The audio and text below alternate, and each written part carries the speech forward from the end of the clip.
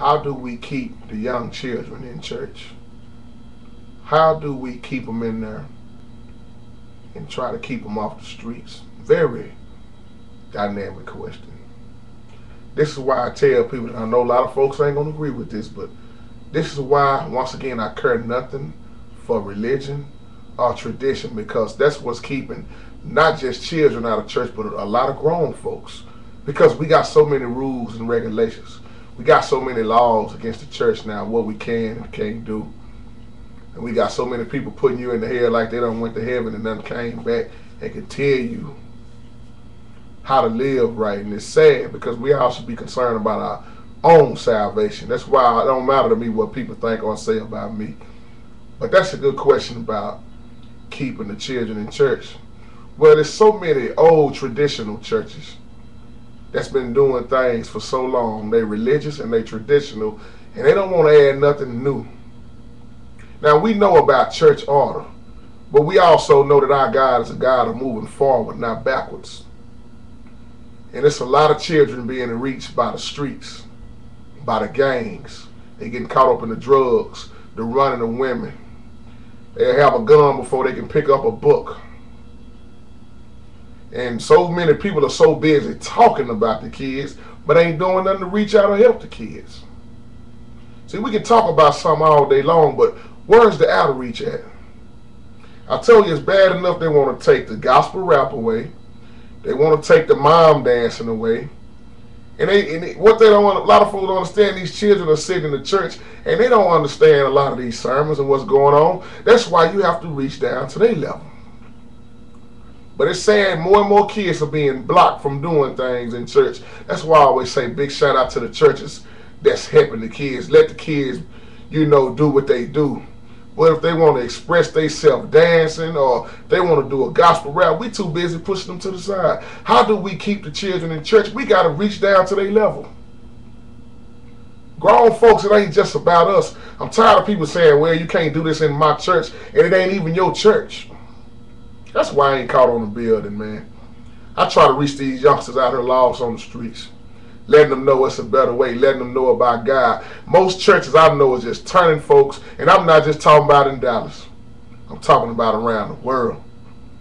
It don't matter where I go, I see the same old stuff. You got children crying out for help. When you look at abortion going on, you look at rape, you look at all of this fornicating. We don't even want to talk about sex in the church. We don't want to do nothing to reach to the church, to the children in the church, excuse me. So many people are just religious, man. I can't stand religion. I really can't. Because it ain't never been about religion. It's about your relationship with God. That's how you're going to get into heaven. And these children need to be taught that. Now, we know it's a lot of bad things going on. People always want to talk about, well, the people in the world got them kids influencing. Well, the people in the world are doing something. When is the church going to start doing something? It's a lot of churches doing something, but it's a lot of churches ain't doing nothing. They busy talking about where they getting caught up in that gangster rap. Well, what is the church doing once again? Because they wanted to come rap in the church and you kicked them out. So they want to rap and do it for somebody else. I remember when I was young, I used to love to rap. Rapping and cussing, because we couldn't do nothing in church. But one thing I did like about my home church, we had retreats. We would go spend a night over somebody else's house. We would have fun, and then we would come home and talk about sex. We would come home and talk about any subject. And we opened up to people. We don't have that no more nowadays. There's too many people putting the kids out of the church, man. I did a video about this a long time ago saying, well, since the church don't want to use me, I might as well stay in the streets. Youngsters, man. I see more youngsters done dropped out of school. It's bad enough you got one parent in most houses now. It ain't a whole lot of daddies around. It's sad enough we had it already. But that's why the church should be opening up more and more. That's why I got a problem with all this begging for money crap, man, in these churches. You see all these people begging for money. That's why I'm saying there shouldn't be no such thing as a raggedy, toe-up church. The house of God should not be looking like no shack falling over and people collecting all kind of money. And you got good-looking cars in the parking lot, but you have a raggedy church. quick to beg for money, but ain't quick to spend no money with the kids. Some churches are doing a great job with this, but a lot of churches ain't. They spend money on anything else, but when it comes to the children, shouldn't be no children out here hurting for nothing. See, once again, we done took the house of God and done flipped it around so much now that it don't seem like the house of God. What can we do to keep the children in the church? We can reach out to them. Sometimes you just listen to some of these children. One thing I like about my church and going around, man, folks, you don't understand. Children will tell you, if you get close with them, they will tell you stuff that they won't even tell their own parents, because their own parents don't even want to reach out to them half of the time, because their parents are so holy and down, but not all of them. You want to quote scriptures at your kid, man, forget quoting scriptures and break yourself down and remember how you used to be when you was a child. Your children are going to make some wrong choices in life. But I believe if every parent would be real with their children and relate to them instead of trying to just quote scriptures at them all the time and keeping them locked up in the house, that's one thing you shouldn't want to do no way, because when you keep them locked up, as they get older, they get wilder and they want to experience things. They get wild and they get wild. And next thing you know, they all out of control. They pregnant. They done this. One thing I love about my mama, they didn't keep us locked up. Because my mama said it's impossible for me to watch y'all all day long. I got to go to work. Y'all going to get into some trouble. Y'all going to do some things. She said, if y'all get anybody pregnant, make sure you handle your responsibilities. And here goes some condoms. They always had sex talks with us. But now we can't talk about sex in the church, because that's not an act of God, let some people tell it. These children are hurting. They're hurting. They are looking for love in all the wrong places, like that old song say, looking for love in all the wrong places. And if we could ever get to the point where we can stop being so doggone religious, we can reach a lot of these kids. And we got these, oh, I can't now, I don't want to say none of them, that kid bad. You know what I found out? A lot of these kids ain't that bad like you think they are. They just need love. They need attention, because they're not getting it at home. So they're going to go get it in the streets. Bad enough the schools are so corrupt now. You got corrupt schools. You got corrupt churches. You got one parent in the house. A lot of these kids don't have a chance already of trying to turn out to be something good. It's hard to tell a child, don't be like this, don't be like that, when they are surrounded by nothing but negative. Just like the way I grew up, man, it wasn't nothing but negative activity all around me. All around me. We can keep the kids interested in church. That's why I tell folks, sometimes they don't need to hear the word of God. Just take them to the bowling alley. Spend some time with them. You ain't got to quote scriptures and pray in this all the time. Show them they can have fun in life. Spend some time with these children. That's what I try to do. Take them skating. Oh, we can't go to the skating ring. They can't go bowling because it's smoking in there, when they're going to see smoking weed at their own school. Matter of fact, let me get all the way real. They're going to see smoking weed in their own home. It's a lot of parents smoking in front of their kids and then wondering why their kids want to smoke. They want to get high. They seeing you smoking and having sex, so they following your footsteps. But church, what are y'all doing? See, I know somebody gonna get mad at this video, because once again, I'm gonna expose the truth on what's going on, and I'm gonna tell it like it is, and I don't care who agree with it. I ain't here to make friends. If we are friends, cool. Because I find out I got more and more enemies. I only got a few friends on here. A few. That's real talk. That's why I ain't got time to sit around and worry about who like me or who don't. My job is to spread the word like it is, and get on out of the way. What are the churches doing? Seem like we concerned about everything about salvation.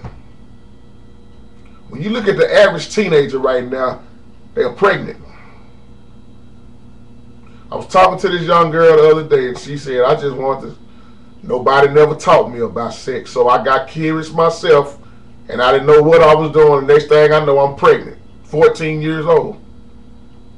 And then what do most parents want to do? They want to condemn them and kick them out of the house. Man, I'm going to tell you something. Most women I know got pregnant when they was 15 years old. And you know what happened? Their daughter get pregnant at 14, 15 years old. And then the mamas want to kick them out of the house and get mad at them. And the mamas did the same thing. We got to be able to reach out in these churches. Got to. But we don't want to change up nothing because, well, this is how we've been doing for so long. I'm going to say this again. Just because you've been doing things for so long, don't make it right. What about the children? How do we keep the children in the church? God Almighty. That's why I tell people to be a big brother. If you don't want to be no daddy to somebody else's kids, hey, I understand that, but be a big brother. I don't mind taking somebody's son and going places with them.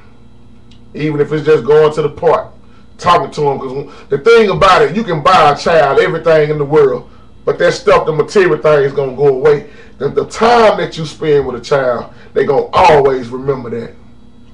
Oh, I remember when my big brother Mitty, man, he taught me this, he taught me that. He showed me how to play the piano. He showed me how to sing. He spent time with me.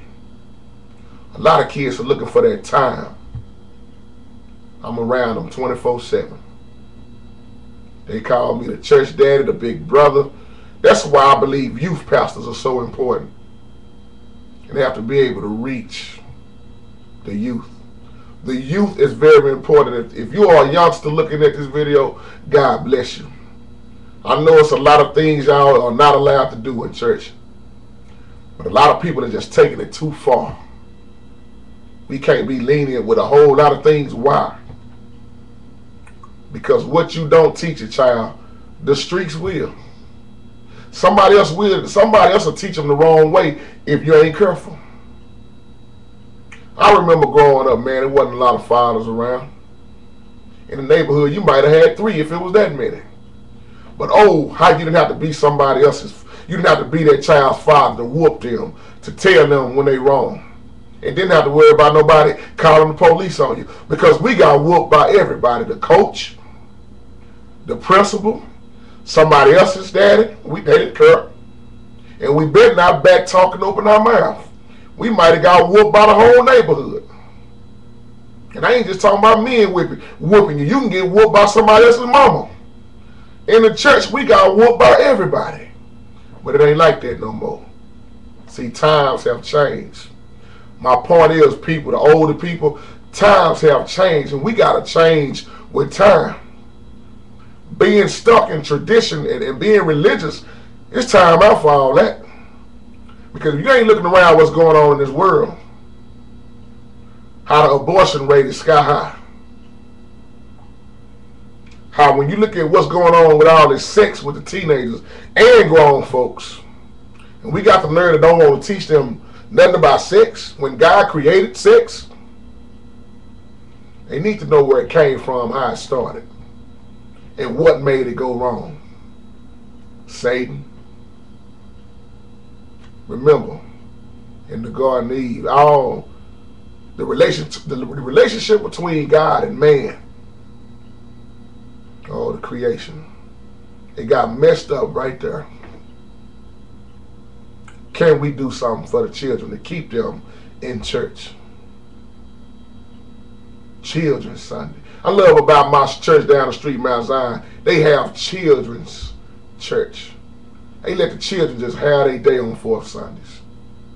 Can we do something to reach out to the children and keep them in church?